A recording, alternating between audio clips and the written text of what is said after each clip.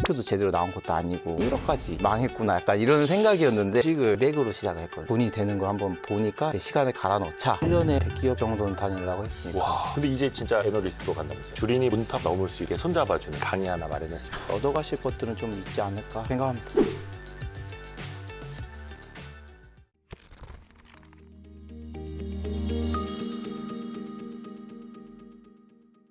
안녕하세요. 안녕하십니까, 이영주입니다. 이번 책의 제목에 김 부장이 들어갑니다. 아무래도 그 드라마랑 좀 연상이 되는 겁니까? 네, 맞습니다. 제목이 50세 김 부장의 늦지 않은 연금 공부라는 책이거든요. 네네. 작년에 이미 JTBC나 뭐 다른 넷플릭스 이런 데서 보셨겠지만 네. 웹툰으로 나왔던 서울자가 대기업 다니는 김 부장 이야기라는 네. 이야기가 있어요. 김낙수 부장. 맞아요. 그래서 월천 낙수라고 해가지고 월천 연금을 노렸던 이제 그분이 계시는데 그게 원래 웹툰으로 꽤 나온 지 꽤 맞아요. 됐습니다. 맞아요. 사실 뭐 제가 기획했다기보다는 저희 공동저자로 있는 우리 배한호 팀장이 젊어요. 이 친구도 웹툰을 보는 겁니다. 거기서 보면서 이제 그 김 부장이 노후를 준비하면서 여러 가지 또 문제가 생기는 거 보면서 이 사람에게 연금을 좀 알려줬으면 어땠을까? 라는 생각을 하기 시작했죠. 그래서 우리가 그러면 이 사람을 좀 배경으로 해가지고 한번 연금에 대해서 준비하는 과정을 한번 그려보자. 네. 라는 이제 생각을 가지고 책을 기획하게 됐고요. 그래서 그 웹툰에 나와 있는 이야기를 그대로 담았습니다, 사실. 아니 근데 그러면 50세 김 부장 네. 진짜 늦지 않았습니까? 늦지 않았죠. 오, 그래요? 왜냐면 대부분 다 50세가 되면은 이제 늦었다. 맞아요. 특히 뭐 60세가 되면 더 늦었다.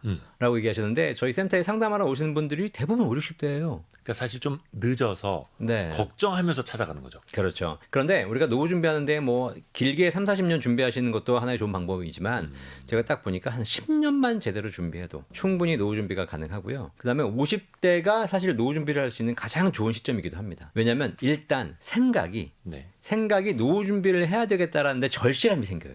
아하. 그러니까 젊을 땐 사실 잘 미래가 안 보이니까. 그러니까요. 3, 멀기도 40대에게 노후 준비하라 그러면 네, 알겠습니다. 그리고 이제 뒤돌아서는 다른 거 하는 거죠. 주식하고 코인하고 이러고 있는 거예요. 50대는 이제 그런 걸 절실하게 느끼는 시점이시기 때문에 딱 얘기를 했을 때 바로바로 실천이 가능한 시점이고요. 그다음 또 하나가 뭐냐면 50대는 일정한 돈도 좀 모았어요. 3, 40대 같은 경우에는 내가 뭘 준비하려고 하더라도 사실 모아 있는 돈이 없기 때문에 뭘 한다는 거 쉽지 않습니다. 그런데 50대쯤 되면은 통장에 뭐 몇천만 원 가지고 계신 것도 있으시고 그다음에 뭐 국민연금이라든가 이런 것들도 맞춰서 뭔가를 하기가 되게 좋은 시점이에요. 국민연금을 3, 40대는 그냥 꾸준하게 불입하는 것만 하잖아요. 근데 50대가 돼서 돌아보니까 못 낸 것도 있고 더 내고 싶기도 하고 뭐 여러 가지 국민연금을 조정할 수 있는 방법도 많이 있습니다.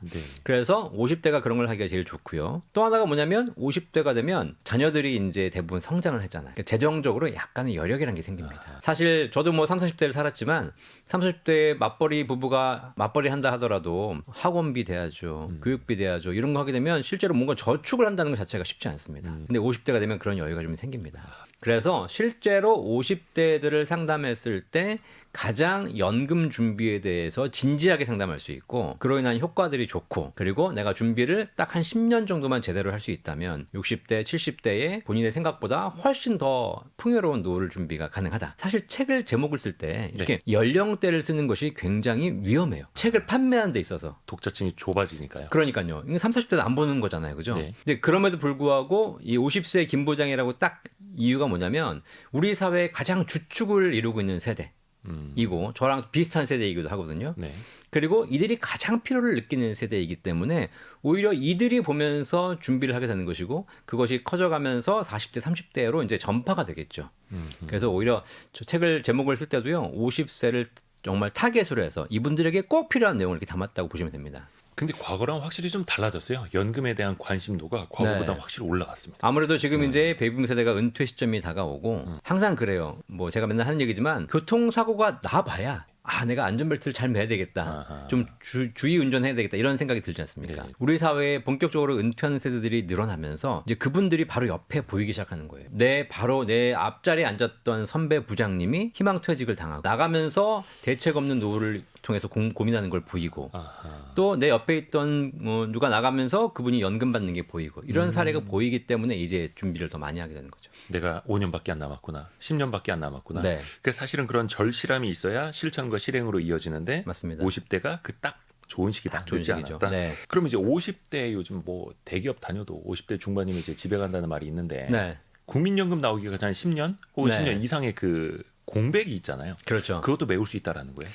네, 이 책에서 이제 3부에서 썼던 내용이 그런 내용이 있거든요. 연금 준비를 잘 했는데 네. 사실 연금 준비라는 것이 잘 받으려면 일찍 받아가지고 너무 일찍 은퇴해도 노후 기간이 길어지기 때문에 연금의 규모 자체가 작아지거든요. 받을 수 있는 돈이. 그렇죠. 그래서 보통 65세에서 70세 이후에 연금 플랜을 설계해 주는 것이 가장 기본적이에요. 연금 자체를 최대한 늦게 받을 수 있게. 그렇죠. 그 사이 네. 일하라는 겁니까? 그럼요. 근데 그랬더니 김 부장도 마찬가지. 자, 이제 퇴직을 했어요. 희망 퇴직을 했어요. 그다음부터는 65세, 70세까지 소득 공백이 생기지 않습니까? 네. 그렇죠. 이 소득 공백을 어떻게 해결할까가 사실 연금을 설계하는 과정부터 고민이 되는 거였습니다. 네. 그래서 초반에 설계할 때부터 그 과정을 해결하기 위해서 어떻게 했냐면 희망 퇴직을 하면 퇴직금을 받아요. 네. 근데 보통 퇴직금과 위로금까지 받거든요. 물론 우리나라에 있는 직장인들이 대부분 다 여유 있게 퇴직금 받아 나오시는 건 아니고 중간 정산하시게 되면 되게 적은 금액을 받아 나오시는 분도 계시겠지만 김 부장 같은 경우에는 그래도 퇴직금과 퇴직 위로금 이런 걸 합쳐서 거의 한 4억 넘은 금액을 받아 나오게 되는 겁니다. 이 금액을 가지고 소득 절벽에서 어떻게 인출해서 쓸 것인가를 이제 플랜을 짜는 거죠. 아하. 그래서 그런 플랜을 짬으로써 그 시기를 좀 안정적으로 보낼 수 있게 해주는 거거든요.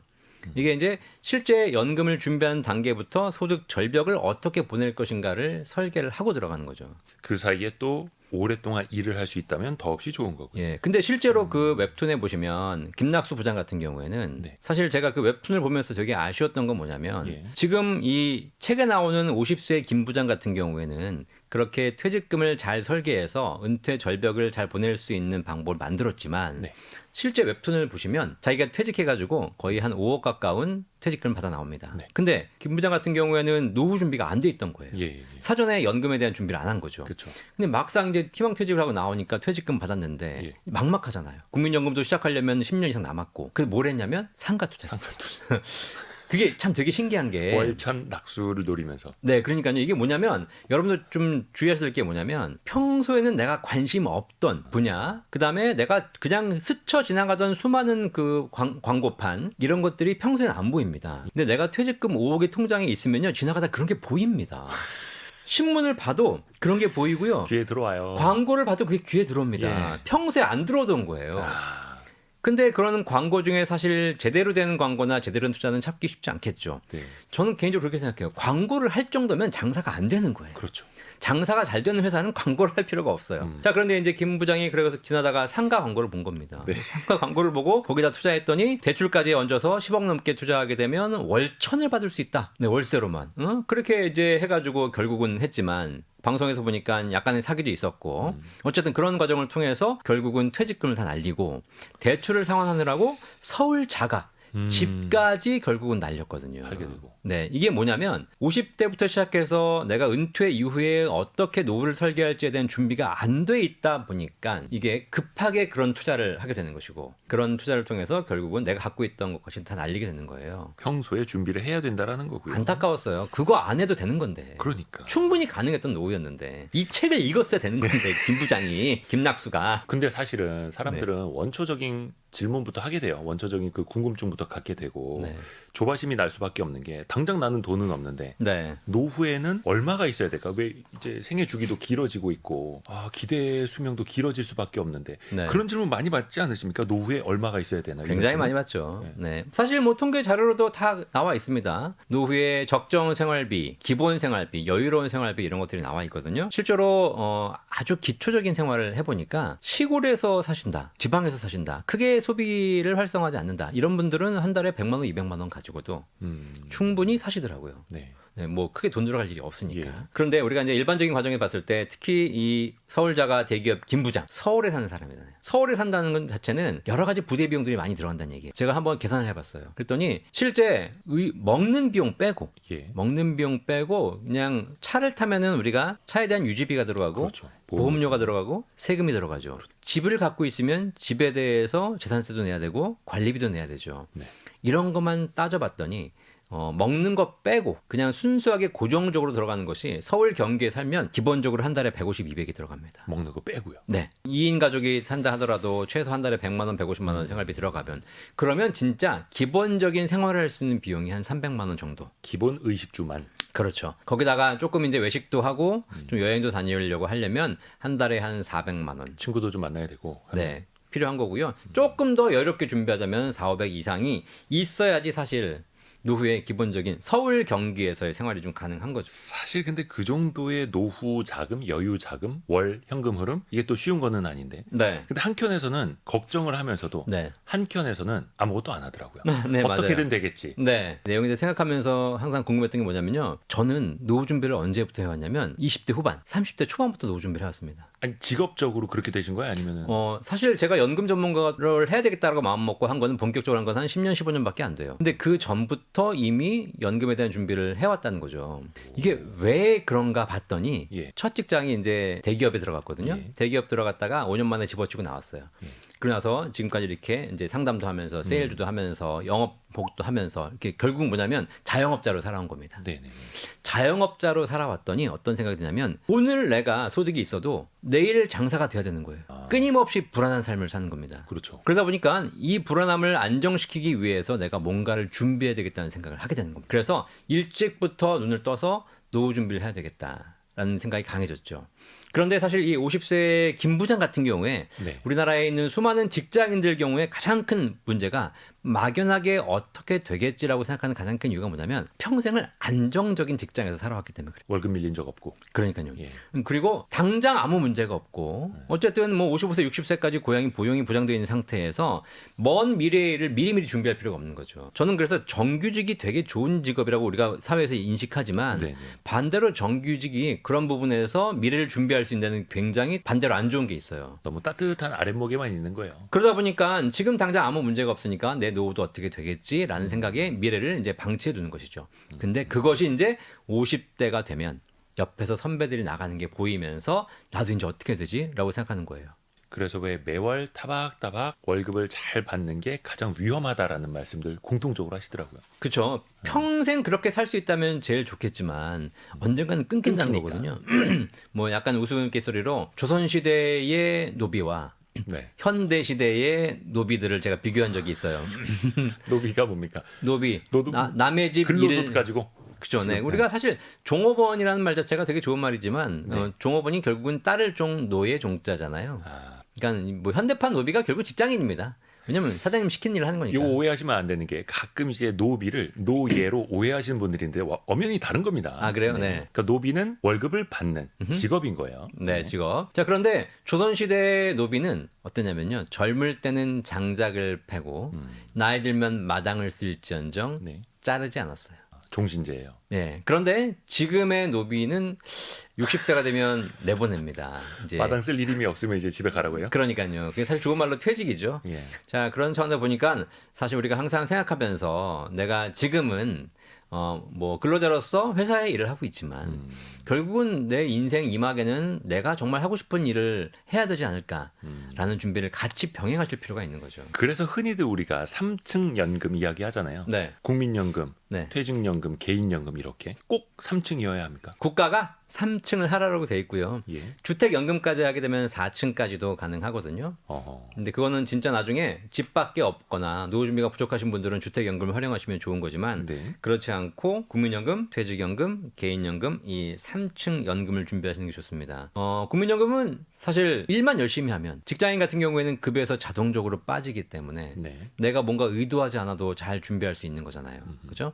근데 이제 이런 걸 가지고 잘 준비했다 하더라도 예. 50대가 넘어가기 시작하면 내가 이제 직장을 그만두게 되면 계속 더 낼 수 있는지, 그다음에 일찍 받을지, 늦춰 받을지, 추가적으로 더 연금을 늘릴 수 있는 방법이 없는지 이런 걸 좀 고민하시면 되게 좋고요. 퇴직금 같은 경우에는 요즘 가장 이슈가 되고 있는 것이 퇴직금을 어떻게 하면 잘 운용할 것인가. 네. 도 굉장히 중요해요. 뭐 DB형이라든가 원래 퇴직금 제도를 가지고 계신 이제 그런 회사에서는 따로 운용을 할 필요가 없지만 네. DC형 퇴직금이라든가 퇴직을 해서 IRP로 퇴직금을 받으시는 분들 같은 경우에는 이거를 내가 운용을 해서 조금이라도 좀 더 차별화된 특히 화폐 가치 하락을 방어할 수 있는 수익을 내시는 게 중요하죠. 그래서 그런 내용도 책에다 일부 담았습니다. 그래서 김 부장 부장이 운용을 하면서 TDF라는 뭐 여러 가지 상품들이 있잖아요. 네. 그걸 통해서 아주 퇴직금이라든가 이런 것들을 고수익을 내겠다라는 것이 아니라 내 인생에 꼭 필요한 자금들을 맞춰가는 과정을 담았죠. 한 방에 고수익보다는 꾸준한 현금 흐름을 또 미리 준비하는 거고 네. 아까 우리가 그 김 부장, 김낙수 부장 이야기를 하면서 네.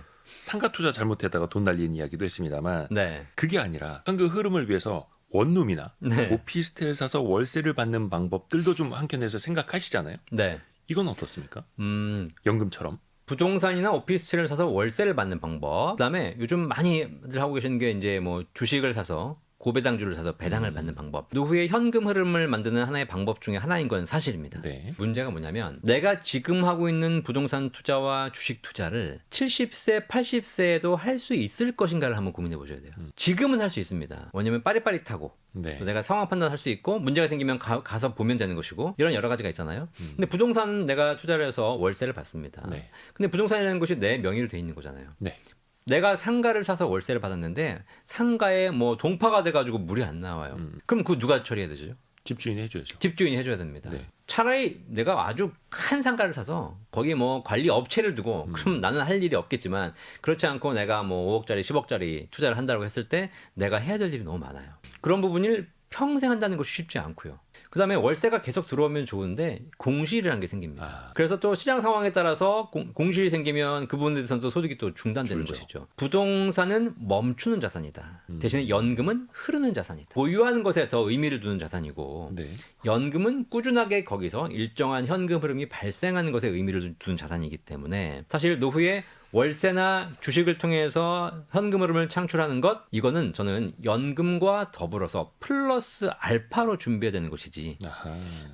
연금보다 우선하는 것은 아니라고 보여요. 근데 어떤 분들은 또 그렇게 반문하실 수도 있을 것 같아요. 예를 들어서 오피스텔이 됐든 원룸이 됐든 어떤 뭐 부동산으로서의 자산 가치가 있고 네. 또 그게 자산 가치가 올라갈 수도 있지 않느냐 이렇게 볼 수 있는데 네. 물론 이제 그것만 노려서는 월천낙수 김낙수 부장처럼 되는 겁니다만 네네네. 연금 같은 경우에는 또 물가 상승률 따라가기도 벅차다 이렇게 또 지적하시는 분들이 있잖아요. 아, 맞습니다. 그런 얘기를 많이 하시는데요. 사실 이게 이제 부동산이냐 연금이냐의 문제이기 이전에 자산을 어떻게 운용하느냐의 문제일 수 있을 것 같아요.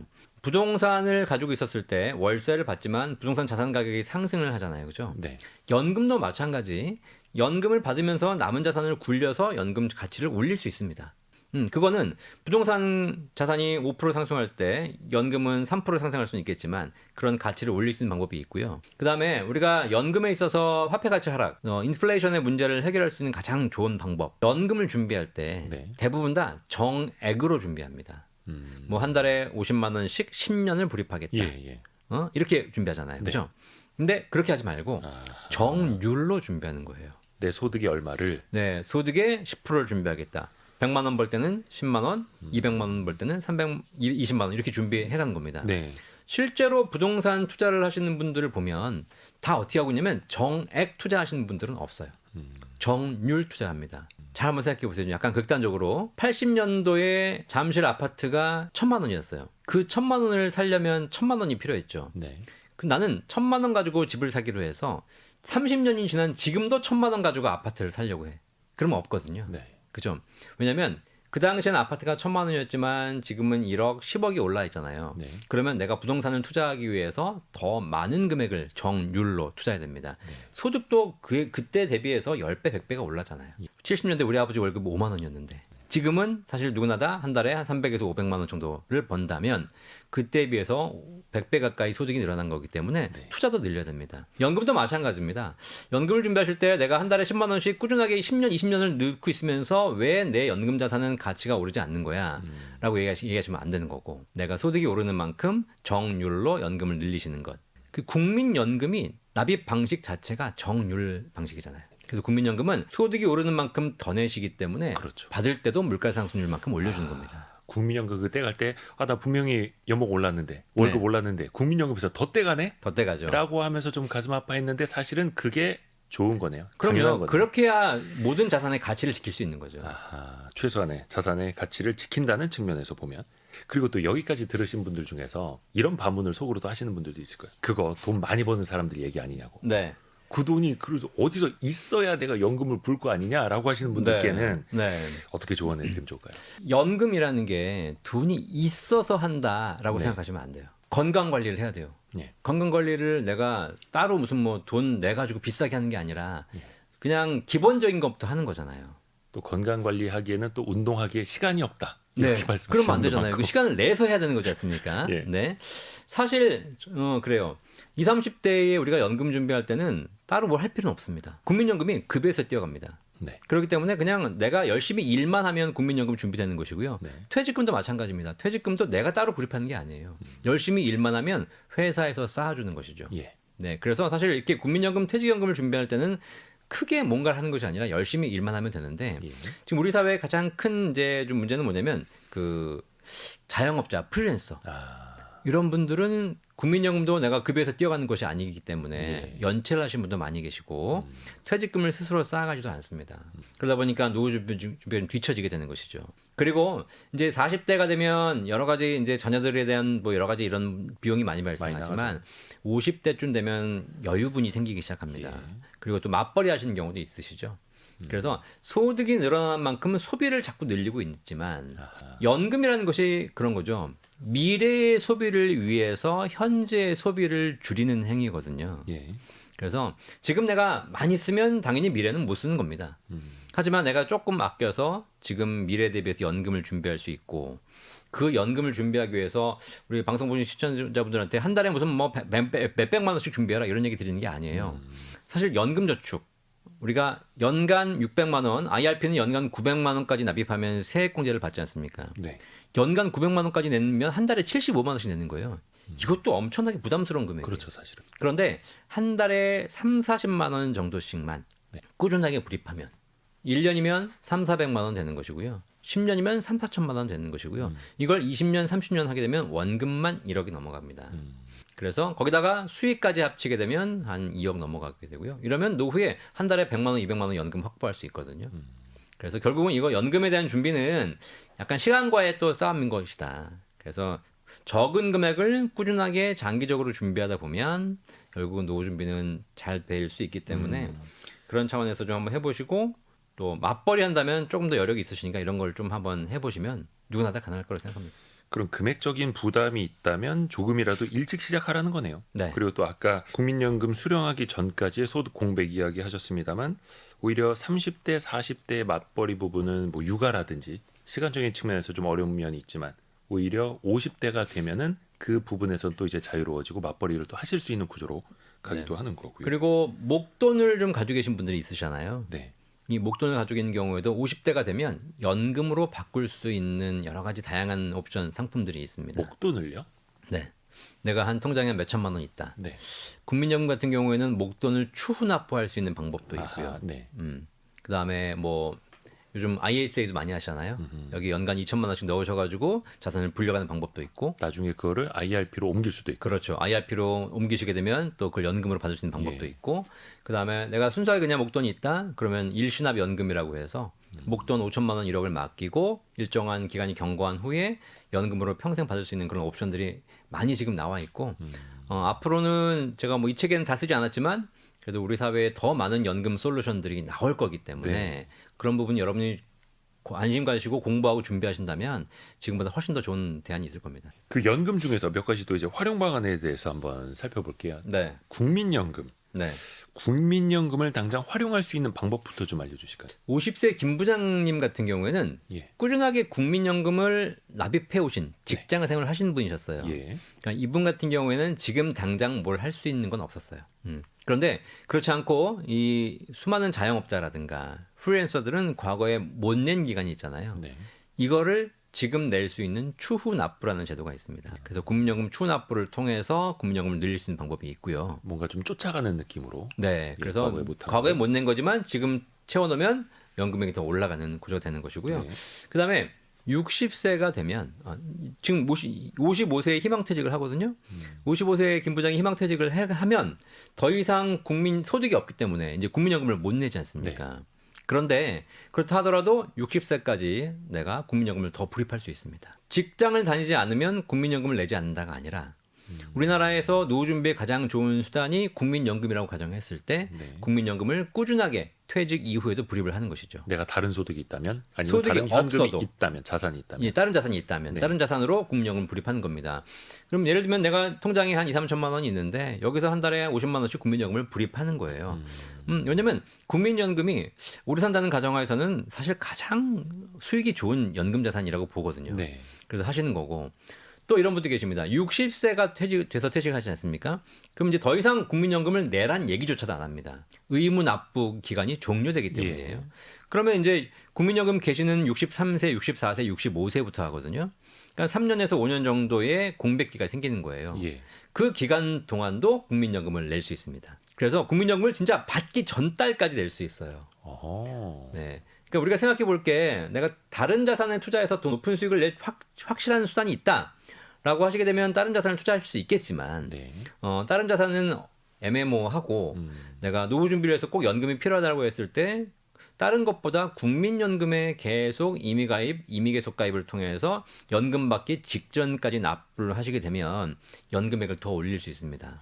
야, 우리가 국민연금 받기까지의 소득 공백만 많이 생각을 해봤지. 네. 오히려 그 기간에도 국민연금을 불입할 수 있다. 뭐 통장에 1,000만 원, 2,000만 원이 있다면 매월 그렇죠. 몇십만 네네네. 원이라도 이거는 완전 반대의 전략이네요. 가장 좋은 안전한 상대적인 그 네. 투자 자산 국민연금에 더 부어라. 소득이 받기 없는 전까지. 상태에서 내가 어떻게 붓겠냐라고 하시겠지만 사실 그때부터는 벌어서 내는 게 아닙니다. 통장에 있는 돈으로. 통장에 있는 돈이 어차피 이자가 2, 3%밖에 안 된다면 아하. 국민연금으로 넣는 것이고요.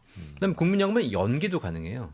그러면 연기하게 되면 예를 들면 64세에 내가 연금 개시하는데 수령하는 거. 예. 연금 수령을 5년을 연기하게 되면 1년 연기할 때마다 7.2%씩 올라가요.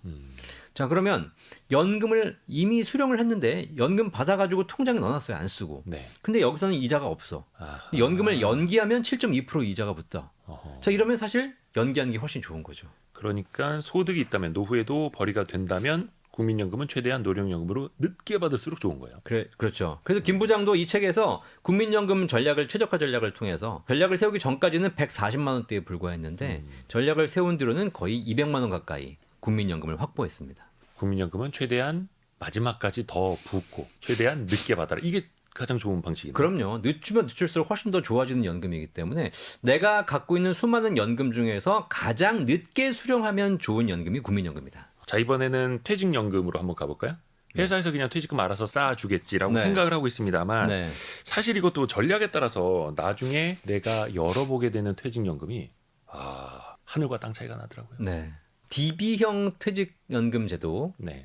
가지고 계신 분들은 퇴직금을 운용할 필요는 없습니다.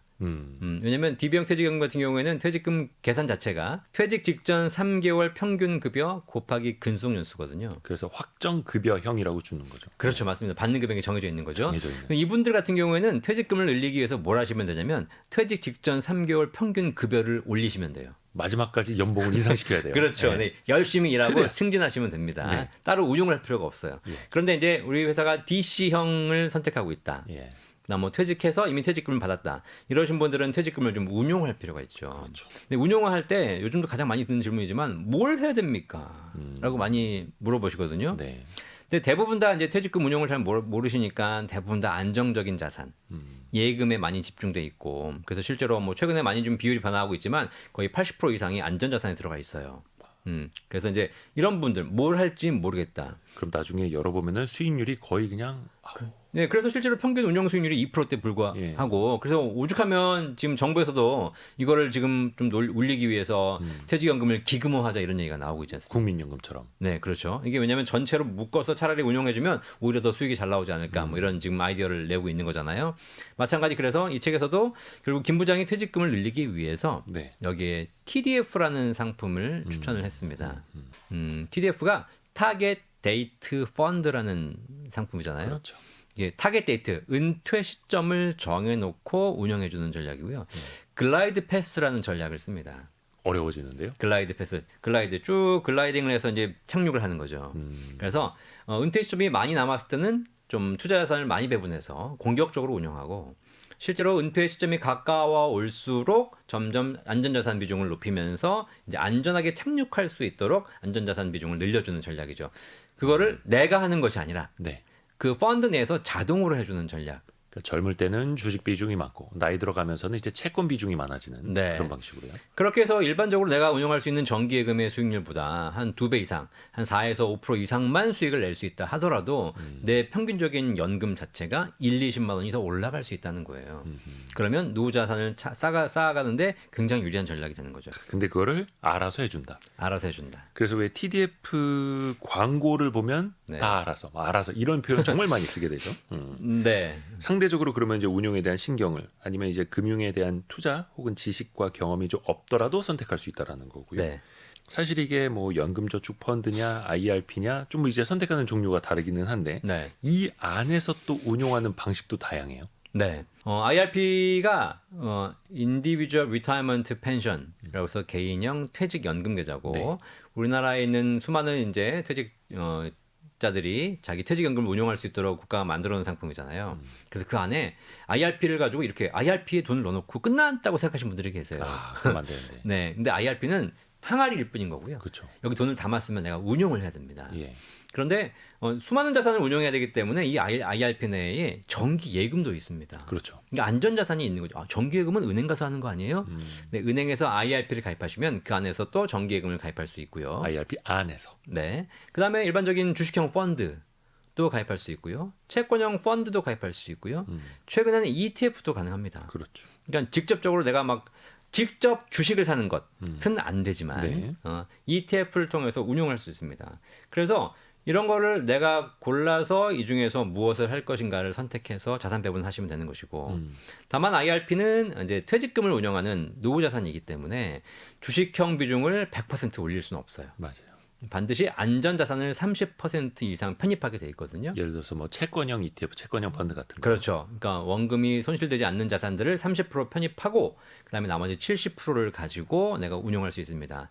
그런데 사실 그렇게 돼 있는데 이론적으로는 TDF 제가 말씀드렸잖아요. 네. TDF를 운용하는 것 중에서 적격 TDF라고 해서 주식 비중이 일정한 비중으로 좀 제한되는 이런 적격 TDF를 하시는 경우에는 그냥 적격 TDF를 100%다 IRP에서 다 구매하셔도 실제로 안전자산 비중을 충족한 것으로 보고 있습니다. 그러니까 왜 20대나 30대 아니면 이제 40대 초반까지 아니 내가 왜 의무적으로 안전자산 비중 30%를 가져가야 돼? 100% 네. 다 주식으로만 담고 싶은데 네. 하시는 분들한테는 오히려 그 30%만큼 TDF를 담으면 네. 그 TDF 안에 일정 부분 또 주식 비중이 있으니 네. 조금 더 기대 수익률을 높여갈 수 있는 거죠. 네. 물론 이제 리스크는 좀 높아지긴 합니다만. 제가 거의 한 20년 가까이 연금 투자해보고 상담해보니까 연금 저축과 IRP의 장단점이 각각 일장일단이 있어요. 네. 근데 연금 저축, 연금 펀드는 투자 자산 비중에 제한이 없습니다. 내가 하고 싶은 만큼 위험 자산을 100% 다 담을 수 있어요. 그죠? 그리고 연금 펀드는 일부 중도 인출도 가능합니다. 네. 근데 반면에 IRP 같은 경우에는 안전자산 비중이 30%가 의무가 돼 있고요. 그다음에 중도 인출도 불가능해요. 네. 자 이렇게 딱 보면 그럼 내가 마음대로 투자할 수 있고 언제든지 뺄 수도 있는 연금 펀드가 훨씬 더 유리하겠네 네. 라고 생각하시는 분들이 있어요. 그거는 젊을 때 생각이에요. 제가 연금을 해보니까 아하. 단기적으로는 내가 자산 비중을 높여서 투자 비중을 높여서 수익을 많이 내는 것이 좋다고 생각하지만 반대로 위험성 있는 시장, 하락 시장이 오면 이때는 손실이 더 커지는 거잖아요. 그래서 시간이 지나놓고 봤더니 위험 자산 비중을 100% 가져가는 것 자체가 그렇게 또 바람직한 것이 아닐 수도 있습니다. 오히려 IRP는 그렇죠. 정기예금이라든가 안전자산을 투자할 수 있는 방법이 있기 때문에 비가 올 때 비를 피할 수 있는 곳이 있는 거예요. 아하. 연금 펀드에는 피할 수 있는 곳이 별로 없어요. 사실 채권형 펀드도 안전자산이라고는 하지만 손실이 발생할 수 있는 거잖아요. 그럼요. 그렇죠? 그런데 IRP에는 정말 비가 올 때 비를 피할 수 있는 그런 곳들이 마련되어 있으니까 그러면서 훨씬 더 유리하고 약간의 강제성도 있고. 강제성도 있고 중도 인출이 되는 것이 무조건 좋은 건 아닙니다. 중도 인출해가지고 다 뺐어버리면 결국 연금 자산이 하락하는 거거든요. 왜 IRP도 중간에 해지하게 되면 16.5% 기타 소득세 물게 되고 네, 과거에 받던 세제 혜택도 토해내야 되고 그렇죠. 그러다 보니까 그거 무서워서 못 깨고 네, 반강제적으로 노후 준비라도 잘 되게 하는 그렇죠. 네. 이게 긍정적인 요소도 있습니다. 아니 사실 여러분들이 우리나라에서 가장 좋은 연금이라고 하고 있는 국민연금, 공무원연금 이런 네, 공적 네. 연금들은요 기본적으로 중도 인출 자체가 안 되는 안 되죠. 상품들이에요. 그거 뭐 이민 가거나 뭐 이러잖아요. 네, 그런 특별한 사유 아니면 안 예. 되고요. 그다음에 납입 중단도 잘 안 됩니다. 강제성이 있어요. 그리고 담보 대출도 안 해줘요. 그러니까 이런 강제성들을 가지고 있는 것이 결국은 연금 시스템의 토대를 마련하고 있다는 겁니다. 그거라도 있어야죠. 다 자율에 맡기면 노후 준비가 안 됩니다. 네, 그렇죠. 네. 자, 우리가 그러면은 1층, 2층, 사실 그 IRP 정도 되면 이제 3층 다 온 거잖아요. 네. 자, 그런데 이제 뭐 연금을 이렇게 상담하는 입장에서 사실 개인 연금이라고 하고 사적 연금이라고 하면 네. 세법상으로는 연금저축 IRP까지를 이제 사적 연금이라고 해요. 예. 그런데 실제로 이제 연금저축 IRP라는 것이 연말정산 때 세금 환급을 좀 해주는 그런 기능이 있지 않습니까? 그런데 소득이 없으신 분들, 네. 주부라든가 소득이 끊기신 분들은 내가 연금저축 IRP를 넣어도 연말정산에 세금 환급을 못 받는 겁니다. 예. 소득이 없어서 세금을 낸 게 없으니까 당연히 돌려받을 것도 없는 것이고, 그 다음에 연금저축 IRP를 준비하신 분들 중에서 추가적으로 더 개인적으로 연금을 준비하고 싶다라고 하는 분들도 많이 계시거든요. 예. 국가가 사적 연금 부류에 포함되지는 않으나 개인 연금 중에서 비적격 연금이라고 해서 연금 탈 때 세금 없이 받을 수 있는 비과세 연금을 따로 또 이렇게 세제 지원을 해주고 있어요. 예. 그게 이제 생명보험사에서 판매하고 있는 연금보험 상품이에요. 이 연금보험도 개인 연금보험인데 이 상품은 납입할 때 세제 혜택을 받을 수는 없습니다. 하지만 연금 탈 때 세금 없이 받을 수 있고요. 그다음에 국가가 이걸 종신연금으로 수령하게 되면 예. 비과세 한도 자체도 없어요. 그래서 평생 받을 수 있는 연금 자체를 준비시키기 위해서 마지막 전략으로 비과세 연금보험을 활용해 보면 조금 더 연금을 늘릴 수 있는 것이고요. 아하. 그런 차원에서 최근에 지금 여러 가지 국가에서도 지금 현재 홍보하고 있는 것 중 자체가 톤틴 연금이라는 상품들이 나오기 시작했습니다. 무슨 연금이요? 톤틴 연금. 톤팅? 톤틴.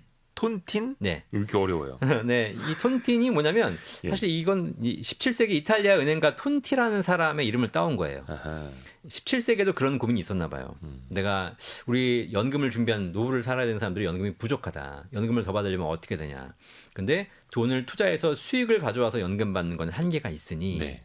연금 가입자들 중에서 일정한 조건을 지킨 사람과 안 지킨 사람을 서로 나눠서 아하. 조건을 지키지 못한 사람한테 페널티를 부여하고 그거를 조건을 지킨 사람이 연금을 더 주는 구조로 가는 겁니다. 근데 초창기 17세기 톤티는 일찍 사망한 사람들에게 연금을 뺏어와서 그들에게 줄 연금을 살아있는 사람에게 연금을 주는 구조로 이제 만들었죠. 근데 이제 그것이 누군가는 죽어줘야 되는 거잖아요. 아. 약간의 그 도덕적인 문제가 있어서 아하. 지금 현재 우리나라에 나와 있는 톤틴 연금의 구조는 중간에 해지하거나 해지. 인출하는 사람들에게는 페널티를 부여하고 아하. 그 페널티를 모아서 연금 수령한 사람에게 더 주는 구조로 그런 상품들이 나오고 있어요. 그래서 이렇게 톤틴 연금까지 추가적으로 내가 준비할 수 있다면 연금 포트폴리오를 쌓아가는데 굉장히 큰 도움 되는 것이고 세제 혜택까지 받을 수 있는 거니까 이런 세제 혜택은 좀 충분히 한번 활용해 볼 필요가 있다고 생각합니다. 요거는 비과세 연금보험 측면으로요. 네. 이거 역시 어떻게 보면 반강제성이 있으니까 사람들에게 더 지켜야 하는 동인이 되기도 해요. 해지하면 페널티가 붙기 때문에 해지를 못하게 만드는 효과가 있는 거예요. 그리고 또 하나가 우리가 연금은 어찌됐든 간에 노후를 위해서 대비를 해야 하는 거고 네. 노후 생활비가 되는 건데 여기도 세금이 빠지질 않습니다. 네. 연금을 받을 때는 세금이 없다고 생각하시는 분들이 꽤 계시더라고요. 근데 연금도 소득이기 때문에 적지만 세금이 있죠. 대한민국에서 발생하는 모든 연금에 대해서는 사실 기본적으로 소득이 부과되는 것이 원칙입니다. 세금이. 첫 번째 국민연금 연금소득세가 부과됩니다. 네. 그래서 국민연금 받으시는 분들도 세금 내셔야 되는데 다만 그냥 세금 내는 건 아니고요. 네. 국민연금은 2001년까지는 국민연금 납입한 금액에 대해서 소득공제를 해주지 않았어요. 아하. 세금을 돌려주지 않았다는 거죠. 예. 그래서 세금을 돌려받지 않고 납세를 완료한 돈이기 때문에 2001년까지 불입한 돈에 대해서는 국민연금 받을 때 세금을 과세하지 않습니다. 아하. 네. 근데 2002년부터는 국민연금 납입한 금액에 대해서 소득공제 해줬습니다. 세금을 돌려줬죠. 그렇기 때문에 이 부분에 대해서는 연금 탈 때 세금 내라. 그래서 여러분들이 국민연금 받으시는 금액 중에서 2001년까지 납부한 부분과 2002년 이후 납부한 부분이 구분이 됩니다. 그 부분에 대해서 2002년 이후 납부한 부분에 대해서는 세금이 부과가 되고요. 그러니까 젊을 때 소득공제 혜택을 받았으니 나이 들어서 연금으로 받을 때는 소득세를 내세요. 네, 젊을 때 돌려줬으니 나중에 내라. 네. 다만 이제 연금 받을 때 연금 소득공제라는 게 있어요. 예. 그래서 기본적으로 연간 350만 원까지 연금 받으시는 거는 아예 세금이 없습니다. 비과세. 그래서 하기 때문에 실제로 국민연금을 한 150만 원, 200만 원 받으시는 분들도 과세되는 비율을 보면 실효세율은 한 5%, 3%밖에 안 됩니다. 크지 않습니다. 네. 그다음에 이제 IRP 네. 퇴직금을 받으시잖아요. 예. 퇴직금을 받으시면 퇴직금은 퇴직소득세를 내야 됩니다. 네. 근데 퇴직소득세 자체가 오랫동안 쌓아놓은 금액, 내가 30년 동안 직장 생활하면서 쌓아놓은 금액이기 때문에 네. 이 퇴직소득세를 30분의 1로 나눠서 이렇게 계산해 주거든요. 그러다 보니까 퇴직소득세는 1억을 받아 나오시는 분이 20년 근속을 했다. 네. 그러면 1억을 받아 나오니까 야, 세금을 한 20, 30% 내야 되는 거 아니야? 아. 라고 생각하시겠지만 20년 근속하신 분이 1억 퇴직금 받아 나오면 실제 실효세율은 1%밖에 안 됩니다. 100만 원 20년치로 나누는 거니까요. 그래서 100만 원 띄고 9,900만 원 받으시면 되는 거예요. 근데 이걸 연금으로 받으시면 또 여기에 대해서 30%에서 최대 50%까지 세율을 또 할인해 줍니다. 유리하고요. 예. 연금저축이나 IRP 같은 경우에는 납입할 때 세액공제 받았잖아요. 네. 연금 탈 때 3.3에서 5.5% 원천 징수하고 분리과세로 종료합니다. 이거 이제 나이대에 따라서. 네, 그래서 연간 1,500만 원 이하로만 받으신다면 5.5% 이상 세율을 내실 일은 없다. 그다음에 아까 톤틴연금 같은 연금보험들은 어차피 비과세입니다. 네. 그래서 세금이 없고요. 주택연금은 집을 담보로 대출을 받는 겁니다. 아하. 이것 때문에 이거는 세금을 오히려 깎아줘야 되는 것이죠. 주택에 부과되는 세금을. 아하. 그래서 오히려 담보대출이기 때문에 아예 소득으로 보지 않는 것이기 때문에. 주택연금은 그러면은 세금이 없다. 네, 그래서 그런 부분에서 세금 걱정은 크게 하실 필요가 없다. 그렇죠. 어차피 또 이제 노후를 위한 거다 보니까 연금 소득세는 굉장히 저율로 3에서 그렇죠. 5%로 가는 거니까요. 다만 이제 건강보험료가 좀 이슈가 되고 있는데 아하. 건강보험료가 국민연금도 국민연금 수령 금액의 예. 50%에 대해서 건강보험료를 부과하고 있고요. 그다음에 사적연금, 연금저축이나 IRP 같은 경우에는 지금 건강보험료를 현재는 부과하고 있지 않거든요. 네. 근데 엊그제 지금 건강보험 그 발표가 나온 거 보니까 분리과세 소득도 건강보험료를 부과하는 방안을 지금 고민하고 있더라고요. 이번에 정률제로 돼서 재산도 이제 정률제로 조금 더 좀 부과를 하겠다 이런 얘기도 나오고 있고 사적연금에 대해서 건강보험료를 부과하겠다는 얘기는 이런 얘기가 나오는 거예요.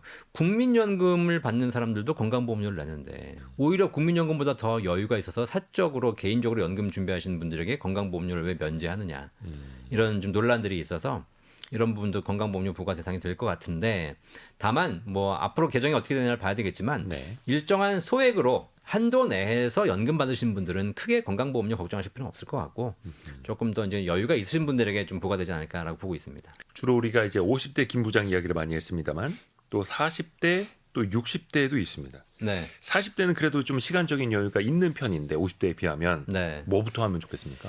40대는 50대에 비해서 일단 10년 가까운 시간 더 벌 수 있잖아요. 그렇죠. 그러니까 가장 중요한 것이 이제 장기 투자 전략을 써야 되는 것이죠. 30대도 마찬가지고요. 그래서 아까도 말씀드렸지만 꾸준하게 한 달에 30만 원, 50만 원을 꾸준하게 불입하되 40대에게 추천해주고 싶은 연금 준비 전략에서 가장 중요한 건 네. 뭐 펀드, 뭐 ETF, 뭐 여러 가지 뭐 분할 투자, 뭐 이런 여러 가지 전략이 아니고요. 네. 딱 네 글자로 정리해드리겠습니다. 네 글자요. 자동이체. 자동이체. 그게 중요합니다. 예. 제일 중요합니다. 저도 투자를 하고 있지만 오늘 살려고 들어갔는데 갑자기 주식이 떨어지고 있어요. 그러면은 좀 이따 사자. 더 떨어지면 살까? 점심 먹고 와서 일단 보자. 그리고 또 주가가 너무 빨리 올라도 아이 네. 늦었네 이렇게 돼요. 그러니까요. 그래서 이게 판단을 한다는 것이 매일 이런 고민을 해야 됩니다. 근데 이것이 내가 뭐 단기적인 투자를 통해서 뭐 3개월, 6개월 투자를 한다. 그러면 그런 타이밍도 되게 중요하지만 사실 장기적으로 내가 수십 년간 준비하는 연금액에 있어서는 매번 살 때마다 그런 판단을 한다는 것이 굉장히 스트레스가 되는 것이고요. 그런 판단인 시간이 지나놓고 보면 결국은 그렇게 판단하는 것 자체가 그렇게 효과적이지도 않아요. 오판이 일수가 많죠. 그렇죠. 정확히 다 그럴 그 마켓 타이밍은 맞출 수가 없으니까. 그럴 바에야. 그러니까 내가 지금도 주가가 계속 오르고 있는데 그냥 정기적으로 자동이체 해놨던 펀드들은 수익이 계속 나고 있는데 아하. 사고 팔고 했던 것들은 오히려 수익이 안 나는 그런 문제가 생길 수 있는 거죠. 그렇죠. 그래서 오히려 이 40대는 제가 보기에는 그냥 장기 투자 목적으로 하시고 그다음에 본인의 상황에 맞춰서 투자 비율을 정하되 투자하기로 마음 먹었으면 자동이체 전략을 꼭 쓰셔라. 조금 거친 표현입니다만 그래서 그렇게 자동이체 열심히 하시는 분들은 때로는 그럴 땐 뇌를 뽑아놔야 된다. 그렇죠. 네. 차라리 무지성으로 하는 게 더 나을 수도 있다. 특히 노후 준비는. 네. 이렇게 앱을 지우셔라 그냥. 네. 60대는 늦지 않았습니까? 아까도 비슷한 질문을 좀 하긴 했습니다만 60대부터는 그러면 어떤 걸 해야 될까요? 당장. 60대는 연금을 받아야 될 나이가 아닙니까? 라고 물어보시는 분들이 계세요. 네. 그런데 우리가 이제 과거에 기대여명 뭐 70세, 75세 시절에는 60세 같은 경우에는 이제 인생을 정리하는 시점이셨죠. 그래서 내가 이제 이 자산을 어떻게 잘 지키고 물려주고 갈 것인가를 고민하면 되는 거였지 않습니까? 네. 근데 지금은 기대여명이 80대를 넘어서 이미 여성들은 85세를 넘었고 제 주변에도 보면 90세 넘고 사시는 분도 꽤 계시는 거고. 예. 그러면 우리 60대라고 하게 되면 앞으로 우리 남아있는 기대여명이 30년 가까이 있는 거예요. 그럼 30년이란 적지 않은 기간에 대한 전략을 세우셔야 되거든요.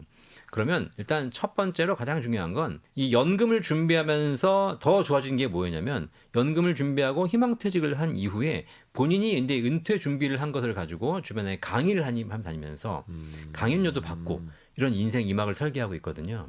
그럼 내가 인생 2막은 평생 할 수 있는 무언가의 일을 준비하시는 게 좋아요. 그것이 소득이 되지 않는다 하더라도 뭔가 내가 가치를 실현할 수 있는 일 네. 그런 걸 하시는 게 좋고요. 연금도 마찬가지입니다. 60세부터 연금을 받아야지라는 생각 하지 마시고 아까도 말씀드렸지만 일찍 받으면 받을수록 자산을 빨리 깎아먹기 때문에 그렇죠. 금방 소진이 돼요.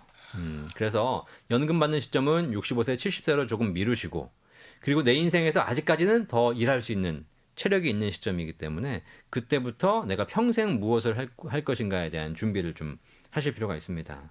그리고 자산이 있으시면 자산을 조금 더 이제는 묶어두지 마시고 네. 부동산이라든가 여러 가지 자산들을 사시게 되면 자꾸 자산이 묶이거든요. 묶었다가 결국은 쓰지 못하고 가시는 거예요. 네, 그러지 말고 이제 점점 풀어서 현금 흐름으로 돈이 흐를 수 있도록 만들어주시고 그래서 이제는 돈을 풀어서 쓰고 가야 될 때다. 그런 전략을 통해서 연금 전략, 연금 상품들을 조금 더 찾아보시면 좋은 대안들이 많이 나오고 있습니다. 연금 받는 시점은 최대한 늦추고 연금을 부을 수 있는 기간은 최대한 늘리고 네. 연금 받는 그 전날까지도. 오늘 저희가 50세 김 부장의 늦지 않은 연금 공부 이 책을 같이 읽고 있는데요. 이영주 대표와 함께 이 책을 관통하는 핵심 구절 이 네. 직접 하나 좀 낭독 부탁드리고. 네. 191페이지에 그런 얘기가 있어요. 퇴직을 했어요. 네. 연금 준비를 잘해서 연금 공부를 잘해가지고 퇴직을 했거든요. 예. 근데 옆에 있는 동료들은 퇴직하면서 되게 불안해하는데 본인은 더 안심이 되는 거죠. 연금이 일정한 부분이 나오니까 소득이 잡혀 있으니까 그다음부터는 자기가 이제는 무엇을 할 것인가를 더 자신 있게 고민하게 되는 겁니다. 그래서 이 책에 이런 글을 썼어요. 연금은 일을 하지 않아도 되는 돈이 아닙니다. 내가 하고 싶은 일을 선택할 수 있게 해주는 돈이다. 노후를 연금으로 잘 준비하면서 연금으로는 기본적인 생계를 맡기시고 그리고 내가 진짜 인생에서 의미 있게 할 수 있는 일을 찾아서 만드시는 것. 연금이 생계를 책임지게 되면 이 일은 의미를 채울 수 있게 된다. 인생의 의미를 찾으시는 그런 연금 준비가 되시기를 바랍니다. 생계는 연금이, 나는 일의 의미를. 왜 젊은 사람들도 경제적 자유 이야기 많이 하지 않습니까? 네. 사실 그게 하기 싫은 일을 하지 않을 수 있는 자유라고도 이야기하는데 그렇죠. 사실 그거는 젊을 때가 아니라 네, 노후가 맞습니다. 진짜 그게 필요한 시기네요. 네. 그리고 일을 안 하시는 건 안 돼요. 건강을 위해서도 그렇죠. 그럼요. 예. 하고 싶은 일을 하는 게 중요합니다. 그 선택의 자유를 위해서 지금이라도 사실은 이 방송을 20대도 들으실 거고 30대, 뭐 50대, 60대, 70대도 들으실 텐데 늦은 나이 때는 없다라는 것도 다시 한번 느껴봤습니다. 50대 김 부장의 늦지 않은 연금 공부 공동 저자인 연금박사 상담센터 이영주 대표와 함께 읽어봤습니다. 고맙습니다. 감사합니다. 감사합니다. 별의별 이야기를 책을 통해서 나누는 별책 부록 마칠 시간이고요. 월요일 아침 9시 5분에 다시 돌아오겠습니다. 성공의 감은 오늘도 여러분을 응원합니다.